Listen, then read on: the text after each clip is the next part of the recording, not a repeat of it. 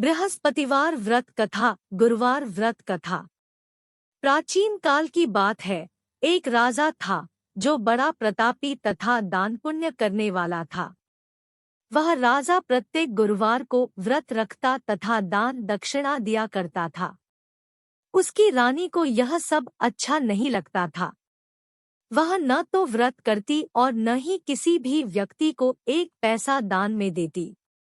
ऐसा ही नहीं, वह राजा को भी ऐसा करने से मना करती थी। एक बार राजा शिकार खेलने के लिए वन में गए और घर पर रानी और उसकी दासी बैठी थी। ठीक उसी समय गुरु बृहस्पति एक साधु का भेष बनाकर राजा के दरवाजे पर पहुँचे और भिक्षा मांगने लगे। जैसे ही रानी ने यह देखा कि कोई साधु भिक्षा मांग रहा है, तो वह कहने लगी, हे साधु महात्मा, मैं इस दान पुण्य से तंग आ गई हूँ। आप मुझे कोई ऐसा उपाय बताइए कि यह सारा धन ही नष्ट हो जाए और मैं आराम से यहाँ रह सकूं। इतना सुनने पर वह साधु बोले, हे देवी, तुम बड़ी ही विचित्र हो। भला कभी कोई संतान और धन से दुखी होता है? अगर तुम्हारे पास धन अधिक है तो इसे शुभ कार्यों में लगाओ, जिससे तुम्हारे यह लोक ही नहीं परलोक भी सुधरे। साधु की ये बातें सुनकर रानी ने उनसे कहा, हे साधु महात्मा, मुझे ऐसे धन की कोई आवश्यकता नहीं है जिसे मैं दान ही देती रहूं और जिसको संभालने में ही मेरा सारा जीवन नष्ट हो जाए। इतना सुनकर साधु ने कहा, हे देवी, यदि तुम्हारी यही इच्छा है तो जैसा मैं कहूँ वैसा ही तुम करना। बृहस्पतिवार के दिन तुम अपने घर को गोबर से लीपना, अपने बालों को पीली मिट्टी से धोना और बालों को धोते समय स्नान करना। राजा से इस दिन हजामत बनाने को भी कहना। इतना ही नहीं, भोजन में मांस मदिरा का सेवन करना। इस दिन धोबी के यहाँ कपड़े भी धुलने को डालना। इस प्रकार 7 बृहस्पतिवार करने से तुम्हारा समस्त धन नष्ट हो जाएगा और तुम आराम से अपना बाकी का जीवन व्यतीत कर सकोगी। इतना कहकर साधु बने भगवान बृहस्पति अंतर्ध्यान हो गए। अब साधु का कहा हुआ वह रानी प्रत्येक बृहस्पतिवार को करने लगी। अभी 3 बृहस्पतिवार ही बीते थे कि उसकी समस्त धन संपत्ति नष्ट हो गई और खाने पीने के लिए उसका परिवार तरसने लगा। यह सब देखकर एक दिन राजा अपनी रानी से बोला, हे रानी, तुम यहीं रहो, मैं दूसरे देश जाकर कोई काम करता हूँ, क्योंकि यहाँ पर मुझे सभी जानते हैं, इसलिए यहाँ मैं कोई छोटा कार्य नहीं कर पाऊंगा। ऐसा कहकर राजा परदेश चला गया। अब परदेश में वह जंगल से लकड़ी काटकर लाता और शहर में उसे बेचता। इस प्रकार वह अपना जीवन व्यतीत करने लगा। वहाँ राजा के बिना रानी और उसकी दासियां दुखी रहने लगे, क्योंकि उनके यहाँ खाने पीने के लिए कुछ नहीं था। इसलिए रानी और उसकी दासियों को 7 दिन बिना भोजन के रहना पड़ा। एक दिन रानी ने अपनी दासी से कहा, हे दासी, पास के नगर में मेरी बहन रहती है, वह बड़ी धनवान है, तू उसके पास जा और कुछ ले आ ताकि हमारी थोड़ी बहुत गुजर बसर हो सके। रानी के कहने पर उसकी वह दासी पास के नगर में रानी की बहन के पास गई। उस दिन भी बृहस्पतिवार ही था। रानी की बहन उस समय बृहस्पतिवार की कथा सुन रही थी। दासी ने रानी की बहन को अपनी रानी का संदेश दिया, लेकिन रानी की बहन कथा सुनने में व्यस्त थी, इसलिए उसने कोई उत्तर नहीं दिया। जब दासी को रानी की बहन से कोई उत्तर नहीं मिला तो वह बहुत दुखी हुई। उसे क्रोध भी आया, लेकिन वह कुछ नहीं बोली और वापस अपने नगर आ गई। अपने गृह नगर आकर उसने रानी को सारी बात बताई। दासी की बात सुनकर रानी ने अपने भाग्य को कोसा। उधर रानी की बहन ने सोचा कि मेरी बहन की दासी आई थी, लेकिन मैं उससे कोई बात नहीं कर पाई, इससे वह बहुत दुखी हुई होगी। आता वह कथा सुनकर और पूजन समाप्त कर अपनी बहन के घर गई और कहने लगी, हे बहन, मैं बृहस्पतिवार का व्रत कर रही थी और तुम्हारी दासी उसी समय आई, परंतु जब तक कथा पूरी नहीं होती है तब तक न तो उठ सकते हैं और न ही बोल सकते हैं, इसीलिए मैं उस समय कुछ नहीं बोली। कहो तुमने दासी को क्यों भेजा था? अब रानी बोली, बहन हमारे यहाँ खाने के लिए अनाज नहीं है। ऐसा कहते हुए रानी की आंखें भर आई। उसने दासियों सहित भूखा रहने की बात भी अपनी बहन को बताई। रानी की बात सुनकर उसकी बहन बोली, बहन भगवान बृहस्पतिदेव सबकी मनोकामना पूर्ण करते हैं। देखो कहीं शायद तुम्हारे घर में अनाज रखा हो। पहले तो रानी को विश्वास नहीं हुआ, परंतु बहन के बार बार आग्रह करने पर उसने दासी को अंदर भेजा। दासी घर के भीतर गई और वहां उसे एक घड़ा अनाज का भरा मिला। उसे यह सब देखकर बड़ी हैरानी हुई, क्योंकि उसने एक एक बर्तन देख लिया था लेकिन कहीं भी कुछ नहीं था। उसने बाहर आकर रानी को बताया। दासी रानी से कहने लगी, हे रानी, जब हमको भोजन नहीं मिलता तो हम भी व्रत ही तो करते हैं, इसलिए क्यों न हम इनसे व्रत और कथा की विधि पूछ लें, जिससे हम भी व्रत किया करेंगे। दासी के कहने पर रानी ने अपनी बहन से बृहस्पतिवार व्रत के बारे में पूछा तो उसकी बहन ने बताया, बृहस्पतिवार के व्रत में चने की दाल और मुनक्का से विष्णु भगवान का केले की जड़ में पूजन करे तथा दीपक जलाए, पीला भोजन करे तथा कथा सुने। इससे भगवान बृहस्पति प्रसन्न होते हैं और हमारी मनोकामना पूर्ण करते हैं। व्रत और पूजन की विधि बताकर रानी की बहन अपने घर लौट आई। अब रानी और दासी दोनों ने निश्चय किया कि हर बृहस्पतिवार को वे भगवान बृहस्पतिदेव का पूजन जरूर करेंगे। 7 दिन बाद जब बृहस्पतिवार आया तो उन्होंने व्रत रखा। दासी घुड़साल में जाकर चना और गुड़ बीन लाई तथा उसकी दाल से केले की जड़ तथा विष्णु भगवान का पूजन किया। अब बात पीले भोजन पर आकर रुकी कि पीला भोजन कहाँ से आए।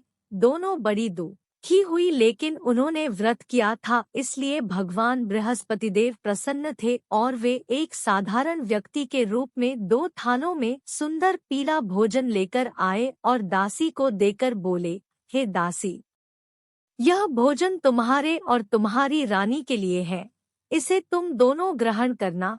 पीला भोजन पाकर दासी अत्यंत प्रसन्न हुई और उसने ये सारी बात रानी को बताई। उसके बाद क्या था, वे प्रत्येक बृहस्पतिवार को भगवान बृहस्पति का व्रत और पूजन करने लगी। भगवान बृहस्पतिदेव की कृपा से उनके पास धन आने लगा। अब रानी पहले की तरह आलस्य करने लगी। तब उसकी दासी उससे बोली, रानी जी, आप पहले भी इसी प्रकार आलस्य करती थी और धन के रखने में आपको कष्ट होता था, इस कारण आपका सारा धन नष्ट हो गया। अब भगवान बृहस्पतिदेव की कृपा से हमें धन मिला है तो आपको पुनः आलस्य आ रहा है। बड़ी मुसीबतों के बाद हमने यह धन पुनः पाया है, इसलिए आपसे मेरी विनती है कि हमें दान पुण्य करना चाहिए। अब आप भूखे मनुष्यों को भोजन कराओ, पानी की प्याऊ लगवाओ, ब्राह्मणों को दान दो, लोगों की भलाई के लिए कुएं, तालाब, बावड़ी आदि बनवाओ, लोगों को ज्ञान की प्राप्ति हो सके इसके लिए मंदिर और पाठशालाओं का निर्माण करवाओ, कुंवारी कन्याओं का विवाह करवाओ, साथ ही यज्ञ आदि कर्म करो, अर्थात अपने धन को शुभ कार्यों में खर्च करो, जिससे आपके कुल का यश बढ़े तथा आपको स्वर्ग की प्राप्ति हो और इससे आपके पितर प्रसन्न हो। दासी की ये बातें मानकर रानी शुभ कर्म करने लगी। उसका यश चारों ओर फैलने लगा। एक दिन रानी और उसकी दासी आपस में विचार करने लगे कि न जाने राजा किस हाल में होंगे, उनकी कोई खोज खबर भी नहीं है। उन्होंने आदर और श्रद्धा से भगवान बृहस्पति से प्रार्थना की कि हे प्रभु, राजा जहाँ कहीं भी हो वे शीघ्र वापस यहाँ आ जाएं तो आपकी बड़ी कृपा होगी। उधर प्रदेश में राजा अत्यंत दुखी रहने लगा। वह प्रतिदिन जंगल से लकड़ी बीन कर लाता और उसे शहर में बेचता और उससे जो कुछ भी मिलता उससे बड़ी कठिनता से अपना जीवन व्यतीत करता। एक दिन वह अपनी पुरानी बातों को याद करके बहुत दुखी हुआ और रोने लगा। उसी समय राजा के पास बृहस्पतिदेव साधु का भेष बनाकर पहुँचे और उससे बोले, हे लकड़हारे, तुम इस सुनसान जंगल में किस चिंता में बैठे हो, मुझे बताओ। साधु की यह बात सुनकर राजा के आंखों से आंसू गिरने लगे। राजा ने पहले तो साधु को नमस्कार किया और फिर अपनी संपूर्ण कहानी सुनाई। साधु राजा की कही सारी बातें सुनकर बोले, हे राजा, तुम्हारी पत्नी ने बृहस्पतिदेव का अनादर किया था, जिसके कारण तुम्हारी यह दशा हुई थी। अब तुम चिंता मत करो, भगवान तुम्हें पहले से भी अधिक धन देंगे। तुम्हारी पत्नी ने बृहस्पतिवार का व्रत प्रारंभ कर दिया है, अब तुम भी बृहस्पतिवार का व्रत करो। चने की दाल व गुड़ जल के लोटे में डालकर केले का पूजन करो, फिर कथा पढ़ो या सुनो, भगवान बृहस्पति तुम्हारी सभी मनोकामनाएं पूर्ण करेंगे। साधु की बात सुनकर राजा बोला, हे प्रभु, लकड़ी बेचकर तो इतना पैसा भी नहीं बचता कि भोजन के पश्चात कुछ बचा सकूं। मैंने स्वप्न में अपनी रानी को व्याकुल देखा था। मेरे पास कोई साधन नहीं है जिससे उसका समाचार जान सकूं। साथ ही मैं कौन सी कथा कहूं या पढ़ूं, मुझे तो यह भी नहीं पता। अब साधु ने कहा, हे राजन, मन में भगवान बृहस्पति के पूजन और व्रत का निश्चय करो, वे स्वयं ही तुम्हारे लिए कोई मार्ग बना देंगे। बस तुम रोजाना की तरह बृहस्पतिवार को भी लकड़ियां लेकर शहर जाना। भगवान की कृपा से तुम्हें रोज से दुगुना धन मिलेगा, जिससे तुम भली भांति भोजन कर लोगे और बृहस्पतिदेव की पूजा का सामान भी खरीद पाओगे। और तुमने जो बृहस्पतिवार की कहानी के बारे में पूछा है, वह मैं तुम्हें बताता हूँ। प्राचीन काल की बात है, एक निर्धन ब्राह्मण था। उसके कोई संतान नहीं थी। वह प्रतिदिन पूजा पाठ किया करता था। उसकी पत्नी न तो स्नान करती और न ही किसी देवता का पूजन करती। इस कारण ब्राह्मण देवता बहुत दुखी रहते थे। भगवान की कृपा से ब्राह्मण के यहाँ एक सुंदर कन्या ने जन्म लिया। कन्या बड़ी होने लगी और वह प्रातः स्नान करके भगवान विष्णु का जप करती। साथ ही वह बृहस्पतिवार का व्रत भी करने लगी। वह पूजा पाठ समाप्त करके पढ़ने के लिए पाठशाला जाती तो अपनी मुट्ठी में जौ भरकर ले जाती और पाठशाला के मार्ग में डालती जाती। इतना ही नहीं, लौटते समय वही जौ स्वर्ण के हो जाते तो उनको बीन कर अपने घर ले आती। एक दिन वह बालिका सूप में उन सोने के जौ को फटक कर साफ कर रही थी कि तभी उसकी माँ ने उसे देखा और कहा कि हे बेटी, सोने के जौ को फटकने के लिए सोने का सूप भी तो होना चाहिए। उसका अगला दिन बृहस्पतिवार था। कन्या ने व्रत रखा और भगवान बृहस्पतिदेव से उसने सोने का सूप प्रदान करने की प्रार्थना की। भगवान ने भी उसकी यह प्रार्थना स्वीकार कर ली। अब रोजाना की तरह वह कन्या पाठशाला जाते हुए मार्ग में जौ फैलाती हुई गई और पाठशाला से लौटते समय जब वह जौ बीन रही थी तो भगवान बृहस्पतिदेव की कृपा से उसे सोने का सूप मिला। वह उस सूप को अपने घर ले आई और उसे जौ साफ करने लगी। उसकी माँ का अभी भी वही ढंग रहा। एक दिन जब उसकी कन्या सोने के सूप में जौ साफ कर रही थी तो उस समय उस नगर का राजकुमार वहां से निकला। कन्या के रूप और उसके कार्य को देखकर वह उस पर इतना मोहित हुआ कि राजमहल आकर उसने अन्न जल को ही त्याग दिया और उदास होकर लेट गया। राजा को जब राजकुमार के अन्न जल त्यागने का समाचार प्राप्त हुआ तो वे अपने मंत्रियों के साथ अपने पुत्र के कक्ष में पहुंचे और इसका कारण पूछा। राजकुमार ने राजा को सारा वृत्तांत सुनाया और उस लड़की के घर का पता भी बताया। इसके पश्चात राजा का मंत्री उस लड़की के घर गया और उसने ब्राह्मण के समक्ष राजा की ओर से निवेदन किया कि राजकुमार आपकी पुत्री से विवाह करना चाहते हैं। कुछ दिनों बाद राजकुमार का विवाह ब्राह्मण की पुत्री से हो गया। ब्राह्मण के घर से उसकी कन्या के जाते ही पहले की तरह उसके घर में गरीबी का निवास हो गया। एक दिन ब्राह्मण दुखी होकर अपनी पुत्री से मिलने गया। बेटी ने अपने पिता की यह हालत देखी तो उसने अपनी माँ के बारे में पूछा। ब्राह्मण ने अपने घर की सारी हालत पुत्री को बताई। ब्राह्मण की कन्या ने अपने पिता को ढेर सारा धन देकर विदा किया, लेकिन कुछ दिन बाद उनका फिर वही हाल हो गया। ब्राह्मण फिर अपनी कन्या के यहाँ गया और उसे अपने घर की हालत के बारे में बताया तो उसकी पुत्री बोली, हे पिताजी, आप माताजी को यहाँ ले लाओ, मैं उन्हें वह विधि बताऊंगी जिससे घर की सारी दरिद्रता समाप्त हो जाती है।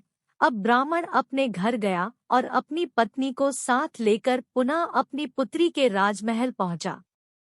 अब ब्राह्मण की पुत्री अपनी माँ को समझाने लगी कि हे माँ, आप प्रातःकाल स्नान आदि नित्य कर्म से निवृत्त होकर भगवान विष्णु का पूजन करोगी तो हमारे घर की सारी दरिद्रता दूर हो जाएगी। पुत्री के इतना समझाने पर भी उसकी माँ ने उसकी एक न मानी। वह प्रातःकाल उठकर अपनी पुत्री की बची झूठन को खा लेती थी। एक दिन उसकी पुत्री को बहुत गुस्सा आया।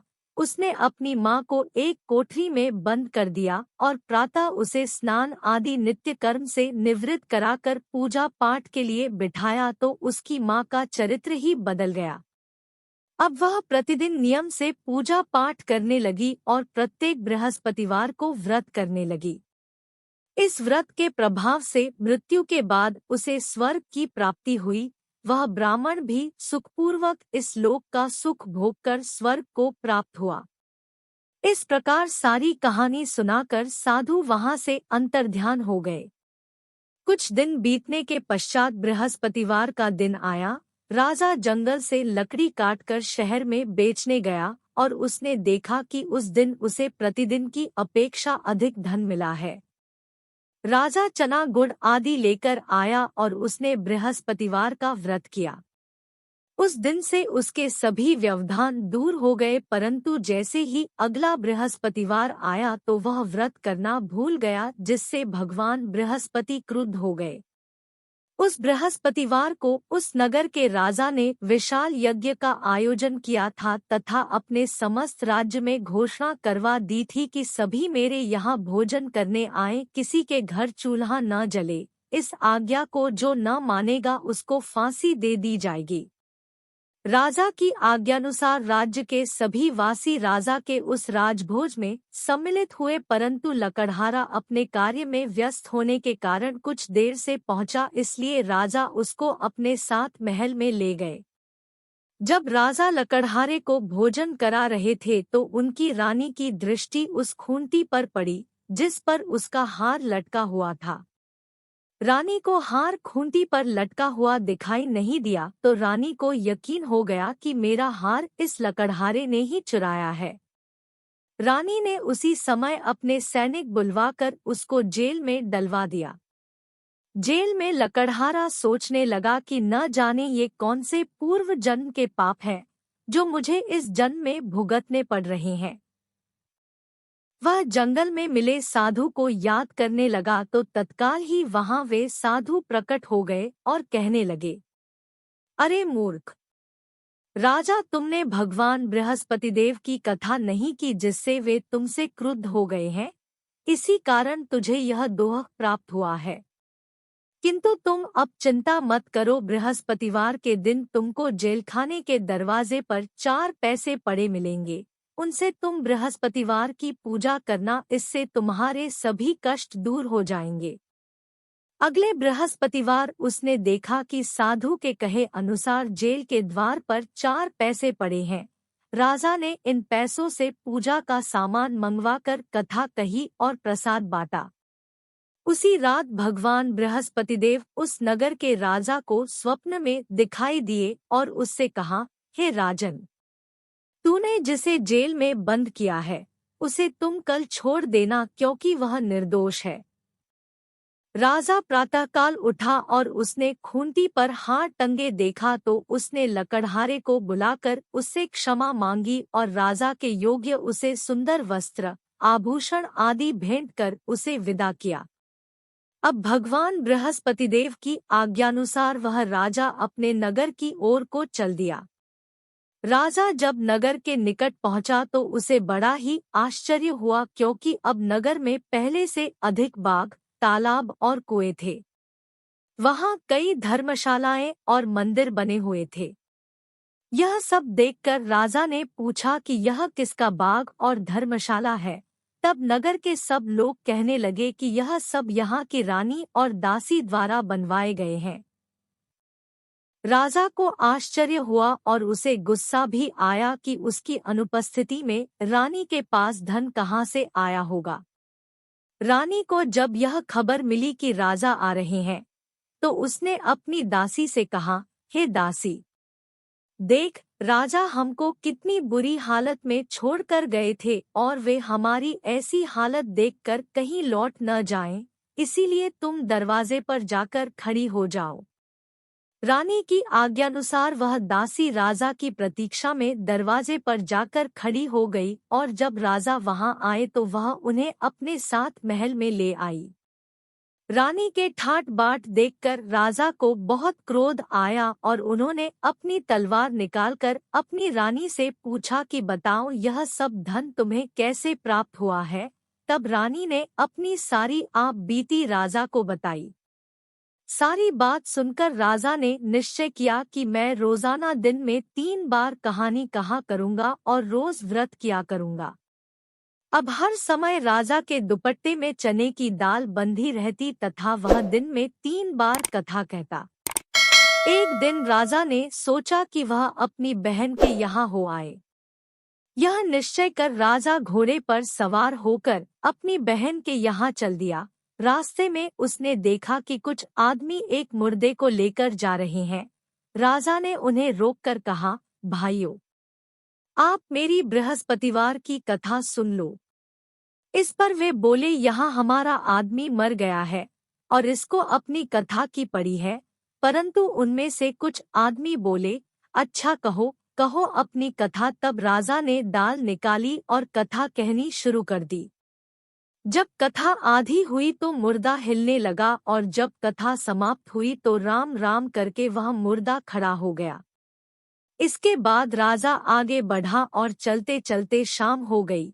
आगे मार्ग में उसे एक किसान खेत में हल चलाता मिला। राजा ने उस किसान से कथा सुनने का आग्रह किया, किंतु वह नहीं माना। राजा आगे चल पड़ा, पर राजा के वहां से आगे बढ़ते ही बैल धड़ाम से गिर गए तथा किसान के पेट में बहुत जोर से दर्द होने लगा। उसी समय किसान की माँ रोटी लेकर वहां आई और उसने जब वहां का नजारा देखा तो अपने पुत्र से इसके बारे में पूछा। उस किसान ने अपनी माँ को सारा वृतांत सुनाया। यह सब सुनकर उसकी बूढ़ी माँ उस घुड़सवार के पास दौड़कर पहुंची और उससे बोली, मुझे सुनाओ, मैं तुम्हारी पूरी कथा सुनूंगी। तुम मेरे खेत पर ही चलकर अपनी कथा कहना। राजा ने लौटकर बुढ़िया के खेत पर जाकर कथा सुनानी प्रारंभ की और कथा के सुनते ही किसान के बैल खड़े हो गए एवं किसान के पेट का दर्द भी बंद हो गया। इसके पश्चात राजा अपनी बहन के घर पहुंचा। बहन ने भी अपने भाई की खूब खातिरदारी की। अगली सुबह राजा ने उठकर देखा कि सब लोग भोजन कर रहे हैं, तो उसने अपनी बहन से पूछा कि क्या ऐसा कोई मनुष्य है जिसने अभी तक भोजन नहीं किया और जो मेरी बृहस्पतिवार की कथा सुन सके। इस पर राजा की बहन बोली, भैया, यह देश ऐसा ही है। यहाँ के लोग पहले भोजन करते हैं, तत्पश्चात कोई अन्य काम करते हैं। फिर वह एक कुम्हार के घर गई जिसका लड़का बीमार था।